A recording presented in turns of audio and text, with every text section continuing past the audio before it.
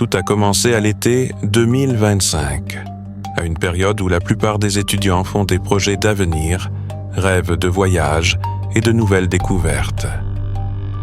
Park Min-ho, un étudiant sud-coréen de 23 ans, ne faisait pas exception. Il venait de terminer son semestre et voulait découvrir le monde, s'essayer à l'étranger. Il est tombé sur une offre alléchante sur Internet. Un emploi au Cambodge, un salaire stable, un logement gratuit, des perspectives de carrière. Tout semblait tout à fait légal. L'entreprise avait un site web, un logo officiel et même des avis d'autres participants. Il a dit à sa famille qu'il ne partait que pour quelques jours, juste pour une réunion et une exposition. Ses parents ne se sont pas inquiétés. Leur fils était raisonnable, calme, peu enclin à prendre des risques.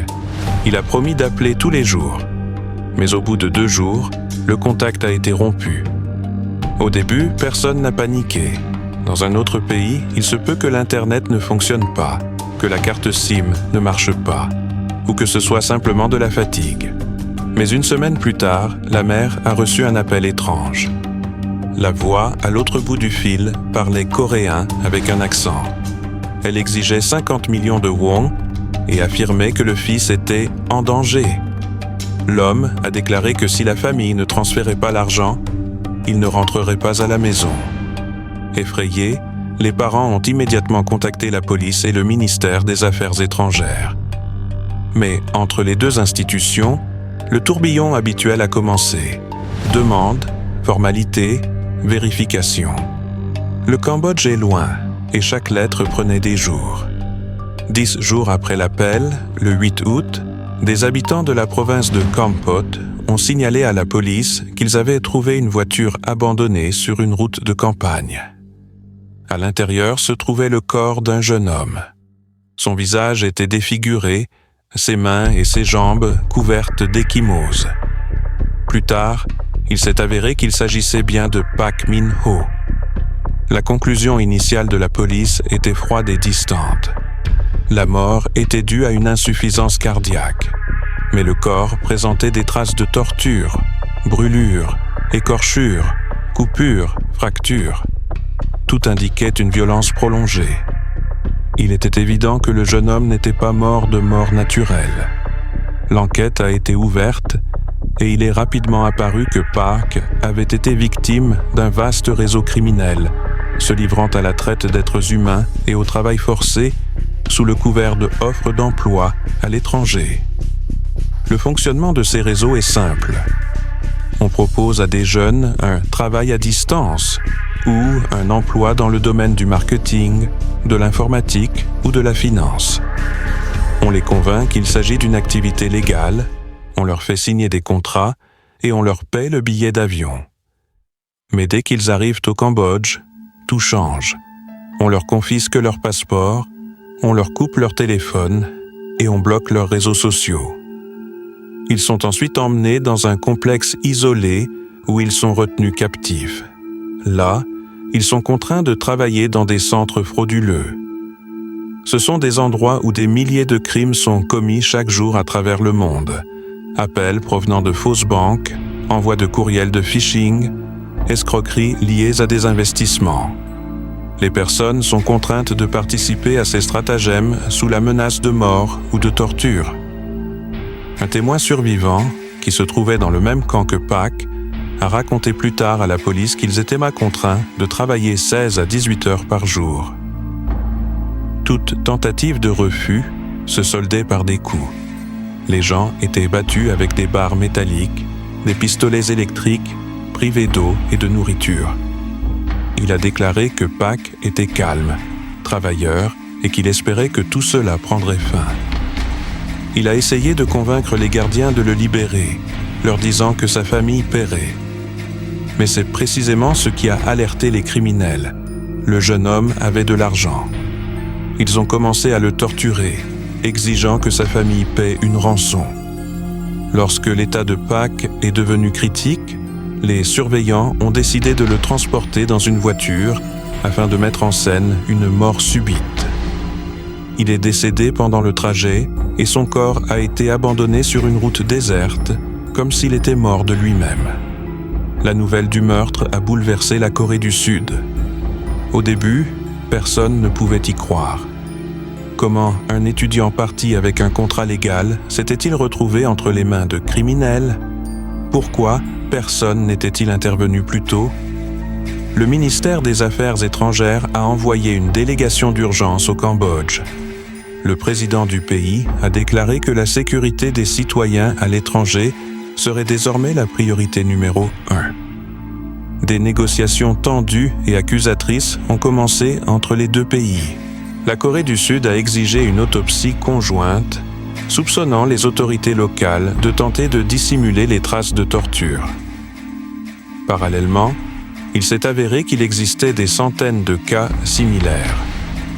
Au cours des 2 dernières années, des dizaines de Coréens, de Chinois, de Thaïlandais et de Vietnamiens ont été emmenés de force au Cambodge sous la promesse de salaires élevés. Beaucoup ont disparu sans laisser de traces. Seuls quelques-uns ont réussi à s'échapper. Ils racontent tous le même scénario. Leurs passeports leur sont confisqués. Ils sont coupés de toute communication. Ils sont battus s'ils refusent de travailler et tués s'ils tentent de s'échapper. Certaines victimes ont vu des gens se faire tuer sous leurs yeux.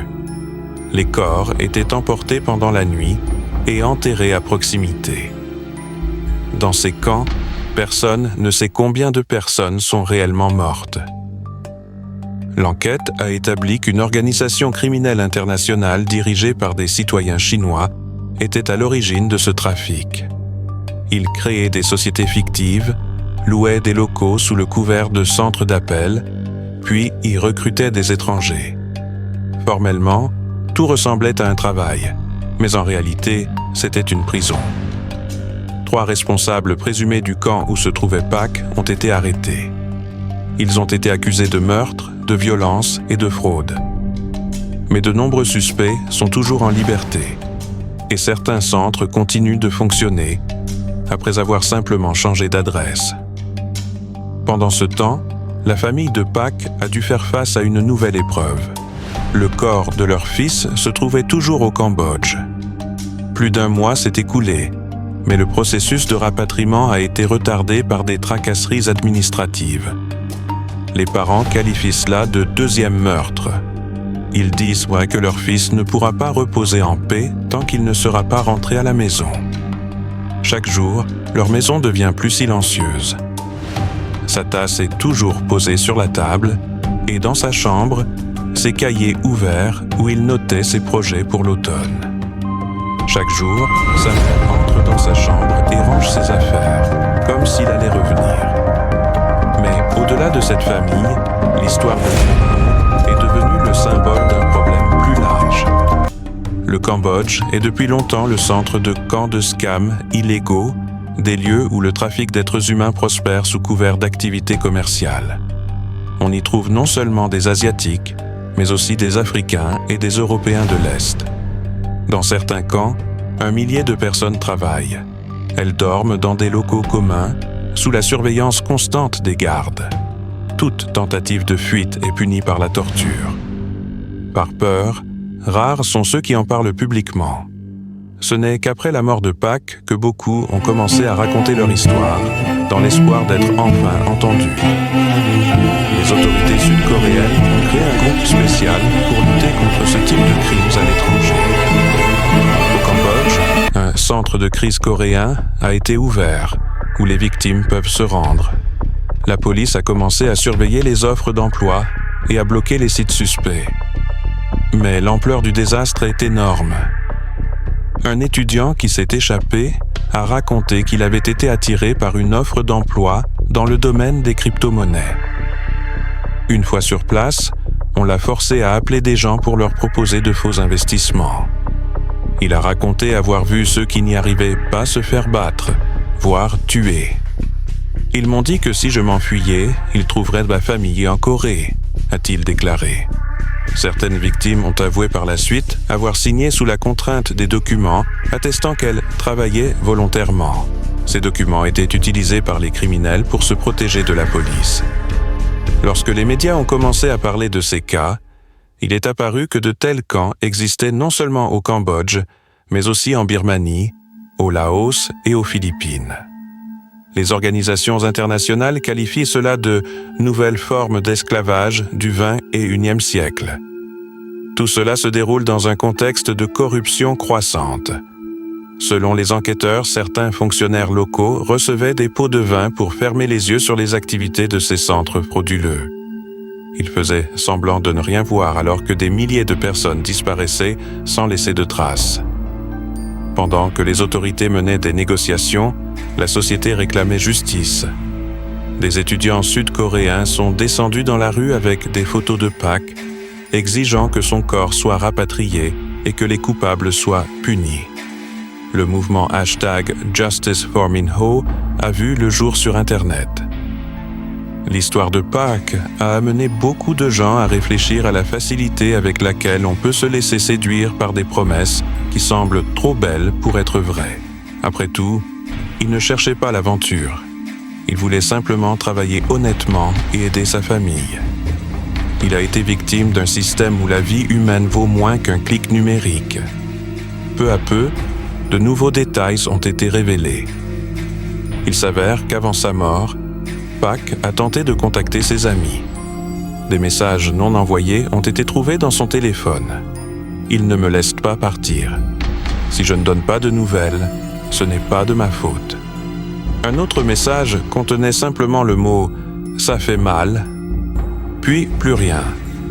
Quand son corps a été retrouvé, il portait les mêmes vêtements que le jour de son arrivée. Dans sa poche se trouvait un bout de papier froissé avec une inscription en coréen. « Maman, pardon. » Les enquêteurs pensent qu'il a réussi à écrire cela quelques minutes avant sa mort. Son histoire fait désormais partie d'une vaste enquête. La Corée du Sud coopère avec d'autres pays pour traquer les organisateurs de tels réseaux. Mais les experts préviennent que les racines de ce commerce sont plus profondes qu'il n'y paraît. Derrière chaque centre se cachent des millions de dollars blanchis via des crypto-monnaies et des sociétés écrans. Cependant, il y a de l'espoir. Après la mort de Min Ho, le Cambodge a commencé à mener des raids plus actifs pour libérer les otages. En septembre, des dizaines de personnes ont été sauvées dans 2 grands complexes. Certaines d'entre elles ont déclaré connaître Pak et avoir vu comment il était battu. Chacun de leurs récits est une nouvelle confirmation de la cruauté dont les gens sont capables pour de l'argent. Aujourd'hui, le nom de Pak Min-ho est devenu le symbole de la lutte contre les réseaux criminels qui font commerce du destin des êtres humains. Sa mort a bouleversé non seulement la Corée du Sud, mais toute la région. Cette histoire n'est pas seulement le récit d'un meurtre. C'est le reflet d'une époque où la technologie et la mondialisation se sont retournées contre les plus vulnérables, où les jeunes, rêvant d'une carrière, se retrouvent dans un enfer déguisé en bureau. Et tandis que les gouvernements promettent des réformes, que la police rend compte de raids et d'arrestations, d'autres camps continuent d'exister dans l'ombre. Là-bas, les cris continuent de retentir. Là-bas, ceux que personne ne recherche continuent de travailler. Le souvenir de Pak Min-ho nous rappelle que chacun d'entre nous doit être prudent. Derrière les belles promesses se cachent souvent ceux qui ne voient dans l'être humain qu'un simple outil. Et tandis que sa famille attend le retour de son corps, tandis que les lettres diplomatiques continuent d'être échangées entre les ministères, nous devons nous souvenir qu'il n'est pas simplement mort. Il a été torturé à mort parce qu'il a fait confiance aux gens. Ce n'est pas l'histoire d'une tragédie fortuite. C'est l'histoire d'une confiance qui s'est transformée en trahison. D'une jeunesse confrontée à une réalité impitoyable, d'un système où la vie humaine devient une monnaie d'échange.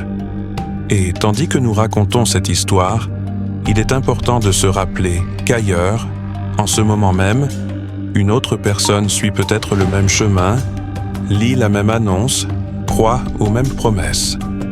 Espérons qu'elle entendra cette histoire avant de devenir le prochain nom dans les bulletins d'information. La vie de Pak Min-ho s'est terminée loin de chez lui, dans un pays étranger où personne ne parlait sa langue et où ses derniers mots se sont dissipés dans l'air chaud de la nuit cambodgienne. C'était un jeune homme ordinaire, comme des millions d'autres étudiants à travers le monde, avec ses rêves, ses espoirs et ses projets. Il ne cherchait pas le danger, il ne défiait pas le destin. Il voulait simplement commencer une vie indépendante, voir le monde et se prouver qu'il était capable de réussir par lui-même. Mais au lieu de nouvelles opportunités, il s'est heurté à l'abîme de la cruauté humaine, à un système où l'individu cesse d'être une personne et devient une ressource, un moyen de gagner de l'argent pour les autres. Cette histoire nous fait réfléchir non seulement à son destin, mais aussi à celui de milliers d'autres personnes dont nous ne connaîtrons peut-être jamais les noms. Chaque jour, quelqu'un répond à une offre d'emploi, travaille à l'étranger et croit qu'il a devant lui une chance de changer sa vie. Chaque jour, quelqu'un franchit la frontière en pensant que son retour n'est qu'une question de temps. Et chaque jour, quelqu'un se retrouve piégé où on lui demande l'impossible. Travailler sans repos, se taire, obéir, endurer. La mort de Pak n'est pas seulement une tragédie pour une famille, c'est un signal pour toute la société. Elle a montré à quel point l'homme moderne est vulnérable face aux réseaux criminels mondiaux qui se cachent derrière des entreprises légales. À une époque où les frontières s'estompent, où les offres d'emploi et les contrats sont signés en ligne, les criminels ont acquis de nouveaux outils pour tromper. Et tandis que certains voient dans Internet un moyen de réussir, d'autres l'utilisent comme un piège. Mais le plus effrayant, c'est l'indifférence. Elle tue aussi lentement que la torture.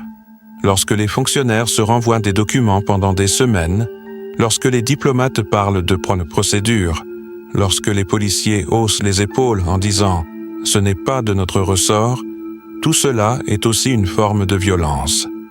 Sans cri ni sang, certes, mais avec le même résultat, des vies humaines se perdent entre les lignes des documents. Le monde devient de plus en plus connecté, mais pas toujours plus humain. Nous apprenons instantanément les nouvelles, nous pouvons observer les guerres et les catastrophes en direct, mais nous détournons de plus en plus souvent le regard de la souffrance des autres, la considérant comme quelque chose de lointain. L'histoire de Pak nous rappelle que derrière chaque titre, derrière chaque brève mention de « fraudeur ayant torturé un étudiant », se cache une personne réelle. Quelqu'un qui riait, écrivait des messages à ses amis, rêvait de rentrer chez lui. Tout ce qui s'est passé aurait pu être évité. Si le système avait fonctionné plus rapidement, si le signal d'alarme avait été pris au sérieux, si aucun des fonctionnaires locaux n'avait fermé les yeux. Mais l'histoire ne connaît pas le conditionnel. Il ne reste plus que le souvenir et la responsabilité. La responsabilité de chacun est de vérifier, de réfléchir, de ne pas croire aveuglément aux promesses, aussi convaincantes soient-elles. La responsabilité de l'État est de protéger ses citoyens, pas seulement sur le papier. La responsabilité de la société est d'en parler ouvertement, de ne pas laisser ces histoires se perdre dans le flot des actualités. Pour les parents de Min-ho, cet accident est une blessure qui ne guérit pas. Ils ne cherchent pas à se venger, ils veulent simplement que cela ne se reproduise plus. Leur force et leur sérénité sont impressionnantes.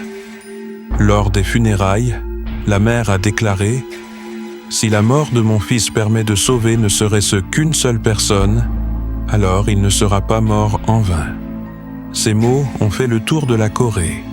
Ils sont devenus le symbole que même la plus terrible des tragédies peut donner naissance à l'espoir. Aujourd'hui, des organisations sont créées dans le monde entier pour aider à rechercher les personnes disparues à l'étranger. Des campagnes sont menées pour mettre en garde contre les fausses offres d'emploi. Les gens partagent des histoires dont ils avaient honte auparavant. Et tout cela grâce à des personnes comme Min-ho. Son histoire a été le catalyseur du changement. Mais il est important de comprendre que la lutte contre ce fléau ne fait que commencer. Tant qu'il y aura de la pauvreté, des inégalités, la soif d'argent facile il y aura toujours des gens pour en profiter. Les criminels ne portent pas de masque, ne se cachent pas dans des souterrains.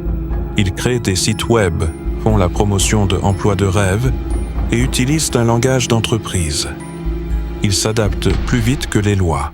C'est pourquoi il est important que le souvenir de ces affaires ne s'estompe pas. Que tous ceux qui entendent le nom de Park Min-ho comprennent qu'il n'est pas seulement une victime d'un crime, mais aussi un avertissement. Un avertissement écrit par sa douleur, ses derniers mots, ses rêves brisés. Quelque part, en ce moment même, un autre jeune homme est peut-être assis devant son écran et remplit un formulaire sur un site similaire. Que cette histoire l'arrête ne serait-ce qu'une seconde. Qu'elle l'incite à vérifier, à poser des questions, à réfléchir. Parfois, ce sont ces quelques secondes qui décident du sort d'une personne. Nous vivons à une époque où une vie humaine peut valoir moins cher qu'un billet d'avion. C'est pourquoi il est important de se rappeler que chaque être humain est un univers à part entière et qu'aucune somme d'argent ne peut justifier sa destruction. Après tout, cette histoire ne parle pas seulement de la mort. Elle montre que même après la mort, il reste quelque chose de plus important, la vérité. Une vérité qui ne peut être étouffée, cachée ou réécrite. Elle vivra tant que nous en parlerons. Et si vous regardez cette vidéo en ce moment, sachez que chacun de vos mots, chacun de vos likes et chacune de vos histoires à ce sujet ont de l'importance. Car le silence est l'allié de ceux qui font le mal. Et la mémoire est leur ennemi. Si vous avez regardé cette vidéo jusqu'à la fin, ne passez pas à côté. Parlez-en autour de vous. Abonnez-vous pour ne pas manquer les nouvelles histoires, car chacune d'entre elles est une chance de rendre le monde un peu plus juste. Une froide matinée de décembre 2020 a changé à jamais la vie de la petite ville française de Cuzan. Tout a commencé tranquillement, comme la plupart des nuits d'hiver dans le sud de la France. Mais c'est précisément cette nuit-là qu'une femme de 33 ans, Delphine Jubillier, a disparu sans laisser de traces. Infirmière, mère de 2 enfants, aimée de ses collègues et voisins, elle a tout simplement disparu, comme si elle s'était dissoute dans l'obscurité. Personne n'a entendu de cris, ni vu de personnes suspectes. Seul son mari, Cédric, a signalé à la police que sa femme était sortie dans la nuit pour promener le chien et n'était pas revenue. Cela semblait être une nouvelle histoire de malentendu domestique, mais avec le temps, il est devenu évident que la disparition de Delphine cachait quelque chose de bien plus sinistre. Les semaines suivantes ont été un cauchemar pour toute la France. Des bénévoles, des policiers et des cynophiles se sont rassemblés autour de la maison familiale à Cuzan. Ils ont cherché partout, dans les bois, dans les rivières, dans les fermes abandonnées. Des milliers de personnes ont répondu à l'appel à l'aide. Seul le chien Delphine est revenu à la maison, désorienté, effrayé, comme s'il comprenait lui-même que sa maîtresse ne reviendrait plus. Mais aucune trace de la femme n'a été trouvée. Ni vêtements, ni téléphone, ni empreinte, rien. Au début, les soupçons pesant sur le mari semblaient trop évidents pour être vrais. Cédric Jubillard, plâtrier de profession, assurait à tout le monde que sa femme était partie seule au milieu de la nuit. Il a appelé la police, participé aux recherches, donné des interviews.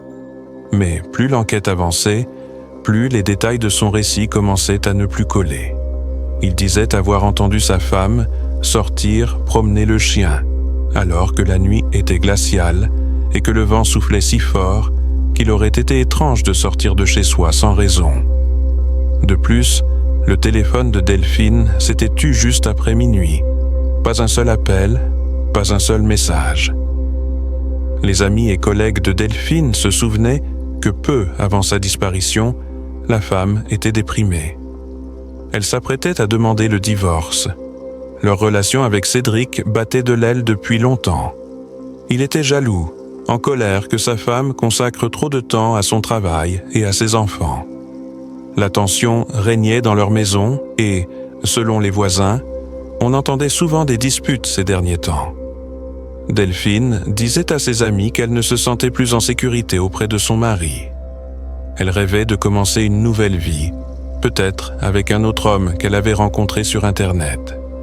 Tout cela faisait de Cédric le principal suspect, même s'il n'y avait aucune preuve directe. La police a commencé à le surveiller. Ils ont remarqué qu'après la disparition de sa femme, il était rapidement devenu froid et distant. Au lieu de rechercher activement son épouse, il plaisantait plus souvent, discutait avec ses amis de nouvelles rencontres et disait même que tout irait bien. Son indifférence a intrigué les enquêteurs. De plus, des signes indiquant qu'une lutte avait pu avoir lieu pendant la nuit ont été trouvés dans la maison. Des objets éparpillés, des draps froissés, des traces sur le sol. Mais aucune preuve biologique n'a pu être trouvée. Les mois passaient. La société exigeait des réponses. L'histoire de Delphine est devenue l'une des plus discutées en France. Son visage était omniprésent à la télévision, les recherches se poursuivaient, mais l'espoir s'évanouissait. La police a mené des enquêtes approfondies. Elle a vérifié les téléphones, les opérations bancaires, les messages. Il s'est avéré que Delphine avait effectivement l'intention de quitter son mari. Quelques semaines avant sa disparition, elle correspondait avec un autre homme, lui confiant ses craintes et ses projets d'avenir. Elle écrivait qu'elle craignait la réaction de Cédric s'il apprenait la vérité. Pour l'enquête, cela a constitué un élément clé. Lorsque Cédric a été arrêté en 2021, le pays s'est figé. Il a tout nié. Lors des interrogatoires, il s'est comporté de manière provocante, tantôt riant, tantôt accusant tout le monde autour de lui. Ses avocats ont insisté sur le fait que la police avait inventé un coupable sous la pression de l'opinion publique. Mais de plus en plus de preuves indirectes s'accumulaient contre lui. Son comportement le jour de la disparition, ses conversations étranges, les traces trouvées dans la voiture, sa tentative de se débarrasser de certaines affaires. Tout cela formait un tableau difficile à ignorer. Le procès a duré plusieurs années. Au début, l'affaire piétinait, car le corps de Delphine n'avait toujours pas été retrouvé. Sans corps, il est extrêmement difficile de prouver un meurtre. Cependant, le parquet a présenté une série d'expertises et de témoignages montrant que la disparition ne pouvait pas être volontaire. Delphine n'avait aucune raison de s'enfuir. Elle avait des enfants, un emploi stable, des projets d'avenir. Elle n'avait emporté ni papier, ni argent, ni vêtements. Tout indiquait que sa vie avait pris fin de manière soudaine. Les psychologues invités à témoigner devant le tribunal ont souligné que Cédric présentait les signes typiques d'un comportement de contrôle agressif. Il humiliait souvent sa femme, l'isolait de ses amis, surveillait ses messages. Au tribunal, les amis de Delphine ont témoigné, se souvenant qu'elle vivait littéralement dans la peur. Certaines ont raconté que peu avant sa disparition, elle avait dit « Si quelque chose m'arrive, sachez qui est responsable ». Lorsque le procès a commencé, la salle était bondée. Les médias ont couvert chaque journée d'audience. Les avocats de la défense ont insisté sur le fait que l'affaire reposait sur des conjectures et que l'accusation ne pouvait prouver le meurtre sans corps. Mais en 2025, près de 5 ans après la tragédie, le tribunal a rendu son verdict. Cédric Jubillier a été reconnu coupable du meurtre de sa femme et condamné à 30 ans de prison. La décision du tribunal a bouleversé la société. Les gens ont applaudi, certains ont pleuré, car pour beaucoup, ce procès était devenu le symbole de la lutte pour la justice. Cédric a écouté le verdict sans émotion. Il continuait à clamer son innocence. Ses avocats ont immédiatement annoncé qu'il ferait appel. Mais la plupart des Français n'avaient aucun doute. C'était lui le coupable. Pour beaucoup, il était évident que seul l'homme qui vivait avec Delphine pouvait savoir comment la faire disparaître sans laisser de traces. La police n'a toujours pas retrouvé le corps, mais les experts estiment qu'il a soigneusement planifié son crime, se débarrassant de toutes les preuves. Au cours des années d'enquête, Un grand nombre de spécialistes ont été impliqués dans l'affaire. Ils ont analysé les signaux téléphoniques, étudié les itinéraires, inspecté les plans d'eau, utilisé des drones et des caméras thermiques. L'un des experts a fait remarquer que Cédric, en tant que constructeur, savait parfaitement comment cacher un corps. Sa profession a pu jouer un rôle clé. Il comprenait la structure du sol, le béton, les moyens de dissimuler des traces. Certains pensent qu'il aurait pu enterrer le corps de sa femme sur le chantier où il travaillait à l'époque, mais aucune preuve concrète n'a été trouvée. L'histoire de Delphine Jubillard est devenue l'une des plus terrifiantes et mystérieuses de la France contemporaine. Elle a suscité un large écho dans l'opinion publique, car elle mêlait les thèmes de la violence domestique, de la trahison et de la perte tragique. De nombreuses femmes ayant vécu des situations similaires y ont vu le reflet de leur propre souffrance. Après cette affaire, les discussions sur les lois relatives à la protection des victimes de conflits familiaux se sont intensifiées en France. Le verdict rendu contre Cédric a été un moment important, non seulement pour la famille de Delphine, mais aussi pour tout le pays. Malgré l'absence du corps, le tribunal l'a reconnu coupable, ce qui est rare dans un quai où la justice a pu triompher dans des conditions d'incertitude. Les proches de Delphine ont exprimé leur gratitude aux enquêteurs qui n'ont pas abandonné après tant d'années. Sa mère a déclaré dans une interview « Nous n'avons pas retrouvé ma fille, mais nous avons découvert la vérité. » Ces mots sont résonnés comme l'aboutissement d'une lutte de plusieurs années. Aujourd'hui, 5 ans plus tard, le mystère de la disparition de Delphine reste entier. Personne ne sait où se trouvent ses restes, ce qui s'est passé cette nuit fatidique et pourquoi l'homme avec qui elle a vécu tant d'années a décidé d'agir avec une telle cruauté. Mais son souvenir reste vivant. Ses amis et voisins organisent chaque année des commémorations et allument des bougies devant sa maison. Les gens viennent non seulement de Kewsan, mais aussi d'autres villes pour rendre hommage à cette femme dont le destin est devenu le symbole de la lutte contre la violence. Cette histoire nous rappelle que le mal peut se cacher derrière les visages les plus ordinaires, que les rues tranquilles des petites villes recèlent des secrets qui restent parfois cachés pendant des années, et que derrière les sourires et l'apparence de bien-être se cache parfois une peur et une douleur dont personne ne soupçonne l'existence. Le verdict rendu contre Cédric Jubillard n'est pas seulement la conclusion d'une affaire pénale. C'est un rappel que la vérité finit toujours par éclater au grand jour. L'histoire de la disparition de Delphine Jubillard n'est pas simplement une affaire pénale de plus que l'on peut résumer en une ligne dans un bulletin d'information. C'est une tragédie qui a bouleversé tout un pays, montrant à quel point la violence peut s'infiltrer dans les familles les plus ordinaires et combien il est difficile de remarquer le malheur avant qu'il ne soit trop tard. Ce qui est arrivé à Delphine est devenu le reflet de la situation de milliers de personnes, femmes et hommes, qui vivent dans la peur, endurent, se taisent, espérant que tout s'arrangera d'une manière ou d'une autre. Mais cette histoire a prouvé que le silence devient parfois un verdict. Beaucoup de ceux qui ont suivi l'affaire ont espéré jusqu'au bout que Delphine était en vie. Chaque nouveau jour de recherche donnait un petit espoir. Peut-être se cachait-elle quelque part, peut-être avait-elle décidé de recommencer sa vie. Mais le temps a remis les choses à leur place.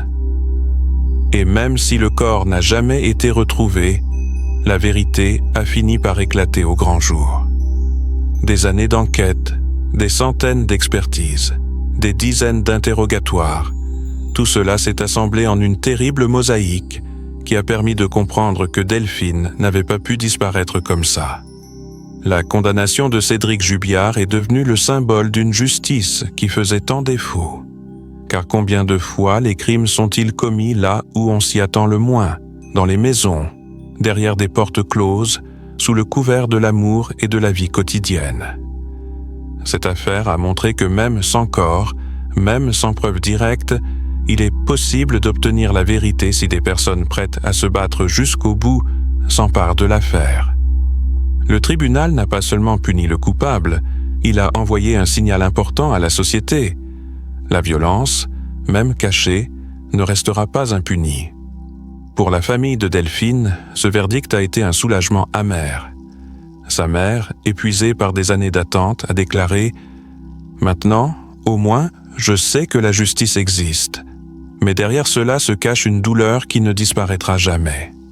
Car aucune décision de justice ne rendra Delphine à ses enfants, ni n'effacera le souvenir de la nuit où elle a disparu. Son petit garçon et sa petite fille grandissent sans leur mère, mais ils ont désormais la vérité et le souvenir d'une femme qui s'est battue jusqu'au bout pour son droit à être libre et heureuse. À y réfléchir, cette histoire révèle bien plus qu'un simple crime. Elle reflète un problème dont on parle rarement ouvertement. La violence domestique commence souvent par des détails: contrôle, reproches, jalousie, restriction de l'espace personnel. Mais progressivement, elle se transforme en isolement, menace, peur. Delphine, comme beaucoup d'autres femmes, s'est retrouvée piégée dans une relation où l'amour a depuis longtemps cédé la place au pouvoir et à la méchanceté. Son destin est un avertissement à tous ceux qui ferment les yeux sur les signes avant-coureurs. Il est important d'en parler. Il est important de se rappeler qu'il existe des aides, que le silence n'est pas une solution. Cette histoire a donné lieu à un vaste débat public en France. Les politiciens, les défenseurs des droits humains et les journalistes ont commencé à parler de la nécessité de nouvelles lois, de la protection des victimes et de changements systémiques. Des campagnes visant à reconnaître les signes de violence ont été lancées dans les écoles et les hôpitaux. Inspirés par le courage de Delphine, même posthume, les gens ont commencé à partager leurs histoires. Mais la tragédie de la famille Jubillard n'est pas seulement une page de l'histoire. C'est une histoire qui doit être racontée encore et encore pour qu'elle ne se répète pas. Pour que chaque femme qui vit dans la peur sache qu'elle n'est pas seule. Pour que chaque personne qui a été témoin de violence comprenne que le silence fait d'elle un complice. Et quand on regarde les photos de Delphine, souriante, vivante, avec ses yeux bienveillants, on se demande involontairement combien d'histoires comme celle-ci restent inédites? Combien de personnes disparaissent parce que quelqu'un a décidé qu'il avait le droit de disposer de leur vie? Nous avons l'habitude de penser que ce genre de choses se passe loin, chez les autres. Mais en réalité, elles se passent tout près. Dans la maison voisine, dans une rue familière, dans une famille qui semble parfaite. Cette histoire nous rappelle que tout ce qui semble calme n'est pas forcément sûr. Elle nous fait réfléchir à l'importance d'entendre à temps un appel à l'aide, même s'il s'agit d'un murmure. Parfois, il suffit simplement de demander « Ça va ?», pour sauver une vie. Lorsque l'enquête a pris fin et que le tribunal a rendu son verdict, tout semblait terminé. Mais en réalité, ce n'était que le début d'une nouvelle prise de conscience sociale, le début d'un changement. Car si une seule histoire peut faire réfléchir des centaines de milliers de personnes, cela signifie qu'elle a déjà changé le monde. Delphine n'est plus là, mais son nom restera un symbole. Le symbole de la fragilité de la vie humaine et de la force de l'esprit humain. Le symbole que tôt ou tard, la vérité finit par éclater, même après des années d'obscurité. Et si vous avez regardé ou lu jusqu'ici, ne passez pas à côté. Pensez à ceux qui, autour de vous, peuvent avoir peur. Soutenez ceux qui ont besoin d'aide. Parlez-en à vos amis, à vos proches, ne restez pas indifférents. Parfois, un simple geste d'attention peut sauver quelqu'un.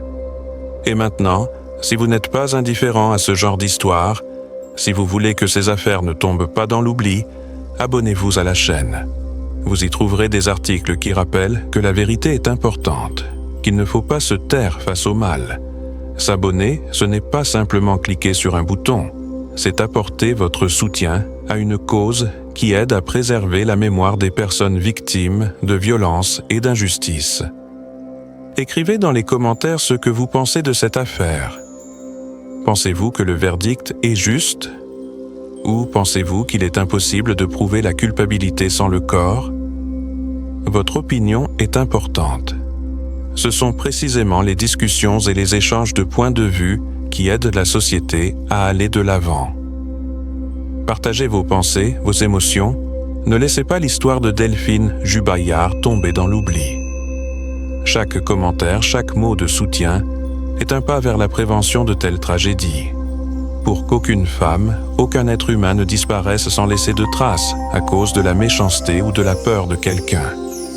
Pour que chacun comprenne, la violence ne peut être cachée, la vérité ne disparaîtra pas, et le souvenir des victimes vivra dans les mots de ceux qui ne sont pas restés indifférents. Abonnez-vous pour ne pas manquer les nouvelles histoires où nous parlons d'événements réels, de personnes dont le destin nous rappelle à quel point la vie est fragile et combien il est important de lutter pour la justice. Votre intérêt, votre activité, vos commentaires sont ce qui aide ces histoires et à être entendues plus fort. Car lorsque la société s'exprime, le mal perd de son pouvoir. L'histoire de Delphine n'est pas seulement le drame d'une famille. C'est une leçon pour nous tous, que son nom nous rappelle que même dans les ténèbres les plus profondes, il y a de la place pour la lumière, que même à travers la douleur, on peut arriver à la vérité. Et la vérité, c'est ce pourquoi il vaut la peine de continuer à parler, à se souvenir et à agir. Chaque fois que nous entendons de telles histoires, quelque chose se passe en nous. Nous commençons à voir différemment les choses qui nous sont familières, la famille, les relations, la confiance. Delphine aurait pu être n'importe qui, notre voisine, notre collègue, notre amie. Son histoire n'est pas un drame lointain, c'est quelque chose qui peut arriver près de chez nous. C'est pourquoi il est si important de ne pas oublier, de ne pas passer à côté, de ne pas rester indifférent. Chaque récit de telle tragédie est l'occasion non seulement de se souvenir, mais aussi de prévenir. Peut-être que quelqu'un vit aujourd'hui comme elle a vécu, dans la peur, mais n'ose pas en parler. Peut-être que quelqu'un de votre entourage a le sentiment de perdre sa liberté, d'être opprimé par une force invisible, mais n'ose pas demander de l'aide. Il est important qu'ils sachent qu'ils ne sont pas seuls. Que cette histoire soit un rappel que le silence peut cacher des cris, que les sourires cachent parfois de la douleur. Et si au moins une personne, après avoir entendu l'histoire de Delphine, décide de choisir la liberté et la protection, alors sa vie, même après une fin tragique, n'aura pas été vaine. N'oubliez donc pas de vous abonner, de laisser un commentaire et de partager cette vidéo. Que la vérité résonne plus fort. Que la mémoire de Delphine Jubaillard reste vivante. Et dans les autres à trouver la force et le salut. Le monde dans lequel nous vivons est plein de mystères. Et malheureusement, parfois, le danger se rapproche beaucoup plus que nous ne pourrions le penser. L'histoire que vous allez entendre aujourd'hui montre comment les événements les plus banals peuvent se transformer en véritables cauchemars, surtout lorsque des tensions couvent au sein d'une famille. Toutes les familles ne vivent pas en harmonie. Parfois, les gens sont tellement différents qu'il devient presque impossible de cohabiter sous le même toit. Mais les histoires tragiques comme celles que vous allez entendre sont beaucoup plus rares. On sait peu de choses sur la petite enfance de Maria Martinez. Elle a épousé Luis Llamo Flores, un homme respecté et prospère. Il était juge, occupait un poste important et gagnait un salaire décent. Maria, quant à elle, travaillait comme secrétaire au parquet militaire. Leur famille vivait dans l'aisance. Leur relation a évolué rapidement et ils se sont mariés peu après leur rencontre. Au cours de leur mariage, le couple a eu 3 enfants. D'abord une fille, Juliana, puis 2 fils. Juliana était la préférée de son père. Il exauçait tous ses souhaits et faisait tout pour que sa fille soit heureuse. Louis voyait en elle une âme sœur, tout aussi réfléchie, artistique et avide de connaissances. Dès son plus jeune âge, la petite fille s'est passionnée pour la poésie, a écrit des poèmes et a même remporté des concours. Son parcours créatif s'est poursuivi jusqu'à son entrée à l'université, où elle a décidé d'étudier le droit, souhaitant suivre les traces de son père et devenir juge.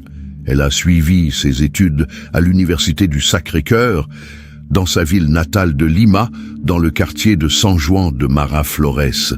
Mais si les relations de Juliana avec son père étaient presque idéales, il en allait tout autrement avec sa mère. Et plus la jeune fille grandissait, plus le désaccord s'aggravait. Son frère aîné, Luis Junior, était souvent témoin de leurs disputes. Il racontait que Juliana et Maria ne s'entendaient pas et se disputaient presque tous les jours.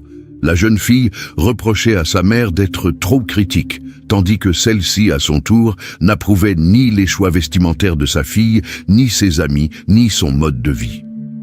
Avec le temps, la mère a commencé à soupçonner Juliana de lui voler de l'argent et des bijoux. Le frère aîné a confirmé que de tels incidents avaient effectivement eu lieu. De plus, à l'université, Juliana avait un jour volé la carte bancaire d'un camarade de classe. Lorsqu'elle avait essayé de retirer de l'argent, tout avait été découvert. Pour éviter l'intervention de la police, le père avait été contraint de dédommager la victime. Maria était de plus en plus agacée par le fait que Luis gâtait sa fille et ne la punissait pas pour ses écarts de conduite. La jeune fille avait pris l'habitude de se sentir tout permis.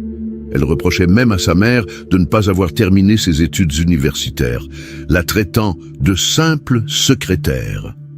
Chaque fois que Maria essayait de se plaindre à son mari du comportement de sa fille, il prenait le parti de Juliana.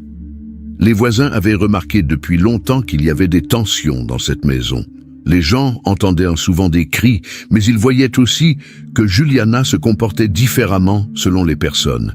Elle était aimable avec les autres, mais aigrie avec sa mère. Le père et la fille étaient inséparables. Ils faisaient du shopping ensemble, dînaient au restaurant. Ils étaient presque toujours ensemble. Même lors des voyages en famille, Juliana s'asseyait à l'avant à côté de son père, tandis que Maria s'asseyait à l'arrière. Tout cela ne faisait que renforcer la distance entre les époux.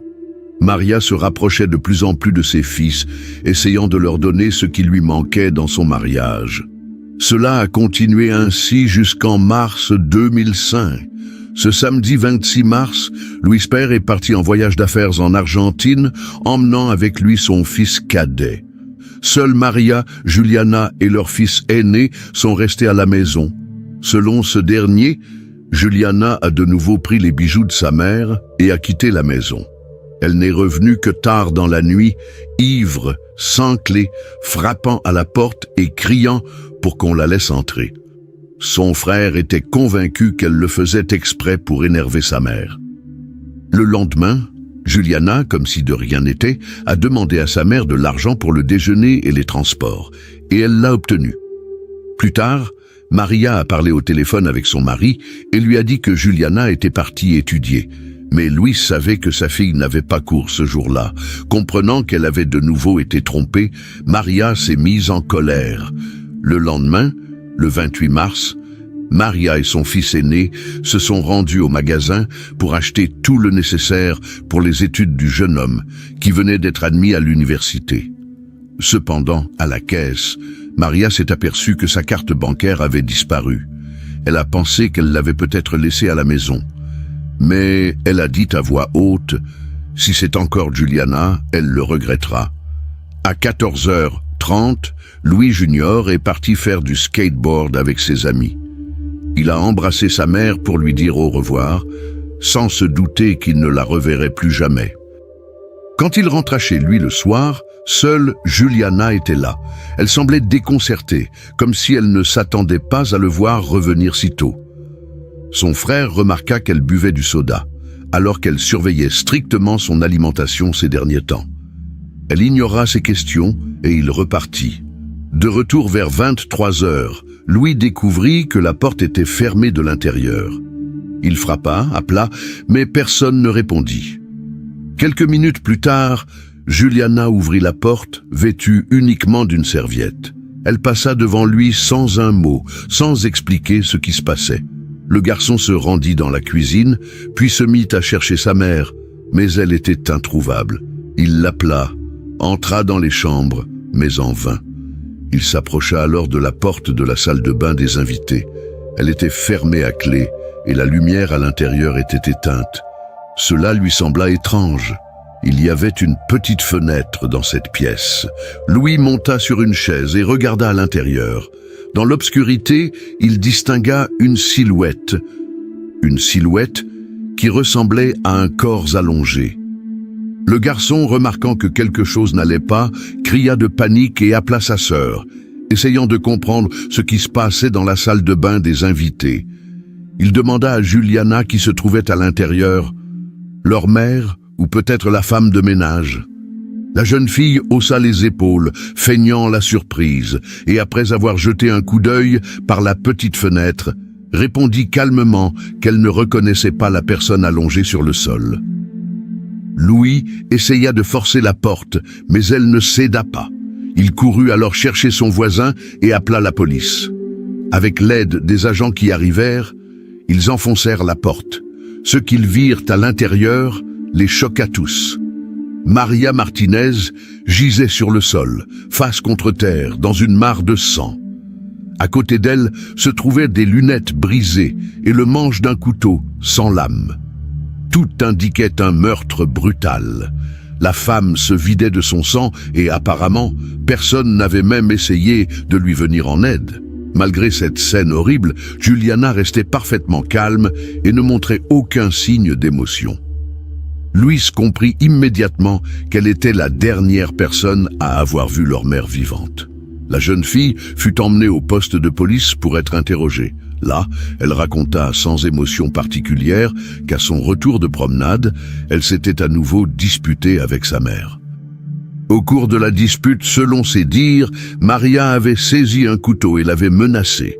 Après quoi, Juliana, pour se défendre, avait pris un autre couteau de cuisine. Une lutte s'est engagée qui, selon sa version, s'est terminée par une tragédie. Les experts médico-légaux ont relevé 65 coups de couteau sur le corps de Maria. La plupart d'entre eux étaient superficiels, mais l'un d'eux, mortel, portait au cou. Le couteau avait sectionné une artère et la femme était morte en se vidant de son sang. Et pourtant, personne n'est venu lui porter secours. Juliana a affirmé que sa mère s'était infligé elle-même le coup fatal dans le chaos de la bagarre et que tout cela n'était qu'un accident. Mais dès le début, son récit semblait douteux. Maria présentait de nombreuses coupures et contusions aux mains, aux épaules, à la poitrine, au dos et à la tête. Le visage de la femme était tellement défiguré que les médecins ont dû lui faire plus de 300 points de suture avant les funérailles. Juliana n'avait que quelques égratignures légères et 2 ou 3 ecchymoses sur le bas du corps. Les policiers ont commencé à soupçonner qu'il ne s'agissait pas du tout d'un cas de légitime défense, mais d'une agression délibérée. Le lendemain, la jeune fille a été interrogée à nouveau. Elle a alors changé sa déposition et a avoué avoir frappé sa mère la première. Cependant, Juliana a continué à affirmer qu'elle avait agi dans le but de se défendre. Selon sa nouvelle version, tout a commencé lorsqu'elle essayait de nouveaux vêtements, en écoutant de la musique à plein volume, alors que Maria rentrait à la maison. Sa mère s'est mise en colère, a crié, lui a jeté un vase, puis s'est mise à l'insulter. Juliana n'est pas restée en reste et s'est mise à crier à son tour, essayant de blesser sa mère avec des mots. Le conflit s'est envenimé. À un moment donné, Maria a accusé sa fille d'avoir tenté de l'empoisonner. Selon Juliana, tout cela était dû à des sachets contenant une poudre inconnue qu'elle avait trouvée par hasard dans la cuisine.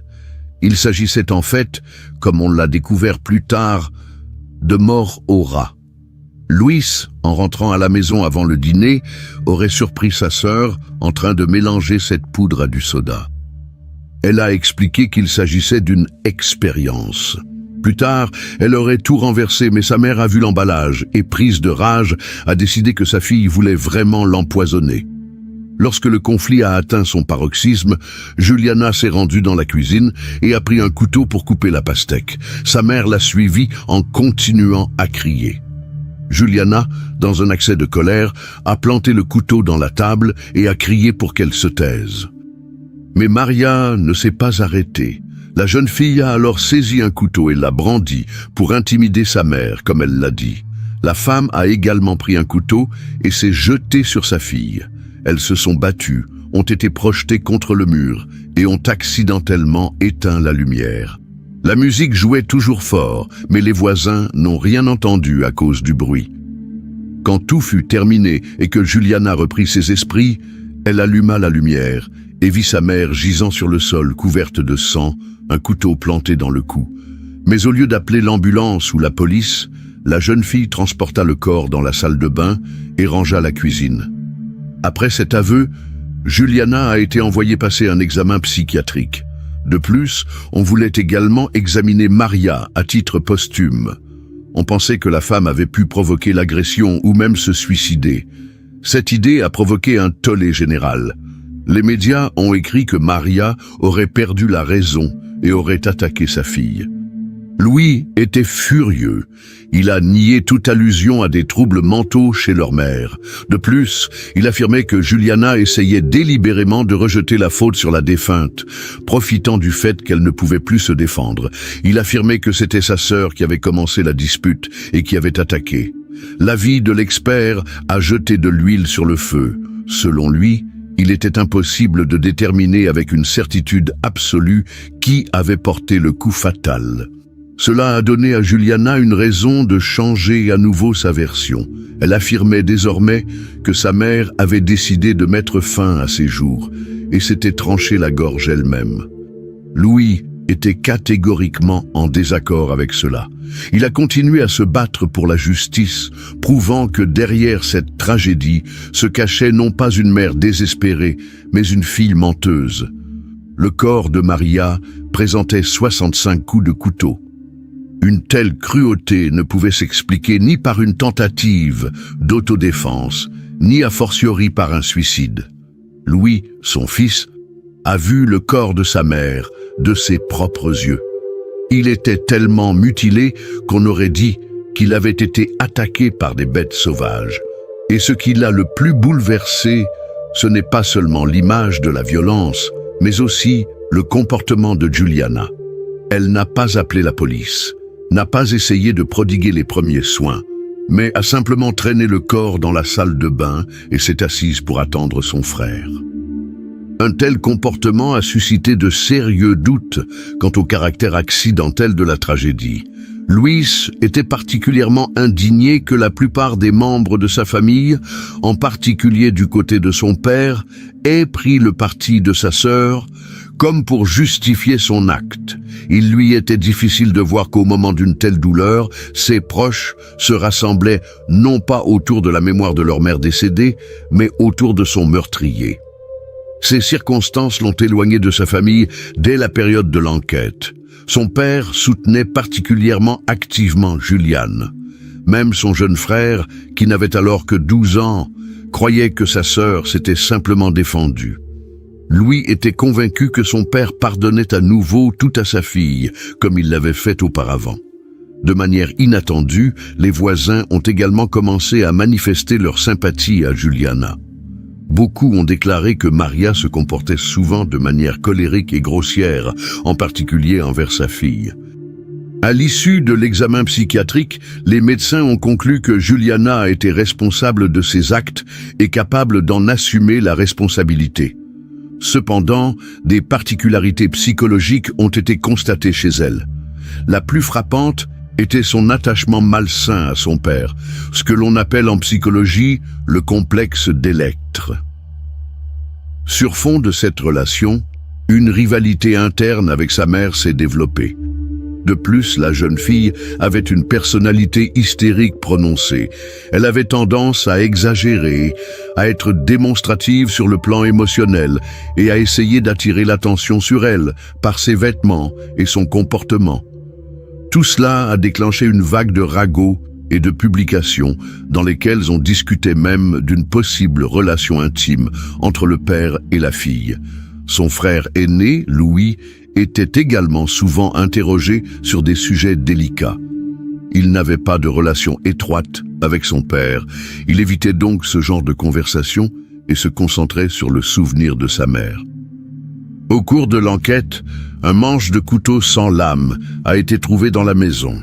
On ignore toujours où se trouve la lame. Le couteau entier a été retrouvé dans le cou de Maria, mais il ne portait aucune empreinte digitale. Juliana a non seulement tenté de cacher l'arme du crime et le poison, mais elle les a également cachés dans sa chambre, tout en continuant à affirmer que tout s'était passé dans le cadre de la légitime défense. Le procès a débuté le 8 mars 2006. Juliana a déclaré qu'elle n'avait pas l'intention de tuer sa mère, mais qu'elle s'était seulement défendue. Cependant, au fur et à mesure que le procès avançait, ces témoignages sont devenus de plus en plus contradictoires.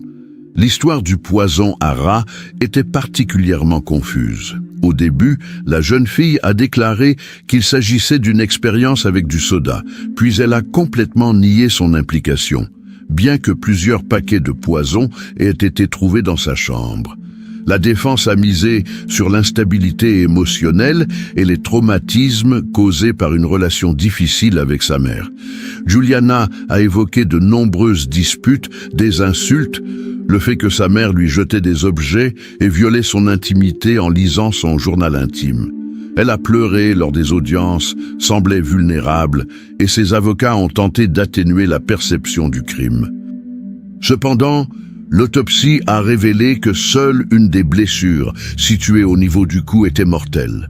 Les autres auraient pu être infligées dans le but de se défendre. Plus de 300 points de suture ont été posés sur le visage de la victime, afin de préparer le corps pour les funérailles. L'expert judiciaire invité par la défense a déclaré que les deux femmes agissaient à ce moment-là sous l'influence de leur instinct de survie et étaient incapables de penser rationnellement. Néanmoins, le ministère public a insisté, le nombre de blessures, les tentatives de dissimulation des preuves, le poison. Tout cela prouvait qu'il s'agissait d'un meurtre prémédité. Le 26 juillet 2006, le tribunal a déclaré Juliana coupable. Elle a été condamnée à 20 ans de prison et à une amende d'environ $8 000. Cependant, dès le mois de mai de l'année suivante, sa peine a été réduite à 12 ans. Le tribunal a tenu compte de l'âge de Juliana et de ses remords. Cette décision a suscité une vive réaction. Beaucoup ont supposé que son père, un juge influent, avait pu contribuer à l'allègement de la peine. Ces soupçons se sont renforcés en 2009, lorsque Juliana a été libérée sur parole, après seulement 4 ans d'emprisonnement. Cela a provoqué une vague d'indignation. Cependant, la jeune femme a ignoré la réaction du public. Elle a commencé une vie publique, elle a donné des interviews, lancé un blog, publié un recueil de poèmes. Dans aucune de ses interventions, elle n'a exprimé de regret pour ses actes. En 2011, Luis a remarqué sur les réseaux sociaux des photos de sa sœur prises en Équateur. Cela constituait une violation des conditions de sa liberté conditionnelle. Juliana n'avait pas le droit de quitter le pays. Luis en a informé les autorités. Il a souligné qu'il ne cherchait pas à se venger, mais qu'il voulait simplement que la coupable soit punie comme elle le méritait. Cette décision n'a fait qu'aggraver les tensions au sein de la famille. Son jeune frère et son père ont condamné Luis. Une enquête a révélé que Juliana avait systématiquement enfreint les règles de sa liberté conditionnelle. Elle ne se rendait pas à ses séances de thérapie, ne travaillait pas et ne respectait pas le couvre-feu. De plus, il s'est avéré qu'elle avait falsifié la signature de son avocat afin d'obtenir l'autorisation de quitter le pays. En janvier 2012, un mandat d'arrêt a été lancé contre elle. Cependant, lorsque la police est arrivée, elle avait disparu. Quelques semaines plus tard, son avocat a obtenu l'annulation de l'arrestation. Le tribunal a reconnu que les preuves des violations étaient insuffisantes. Juliana a retrouvé la liberté. Louis était dévasté. Le juge qui avait annulé le mandat était un vieil ami de son père. À ce moment-là, Louis n'avait pratiquement plus de contact avec sa famille. Il se sentait trahi, seul, et comme le seul a vraiment pleuré sa mère. Par la suite, Juliana n'a conservé de relations étroites qu'avec son jeune frère. Elle a passé le reste de sa peine en liberté. Louis est devenu un spécialiste dans le domaine des communications, a fait des études, appris plusieurs langues et voyagé dans plus de 80 pays. Il a partiellement renoué le contact avec sa famille, mais il est convaincu que l'intimité d'autrefois ne reviendra plus. Il considère toujours Juliana comme coupable. Quant à Juliana Liamoka, elle a suivi des études de droit, mais n'a pas pu devenir avocate. À un moment donné, on a perdu sa trace en Europe.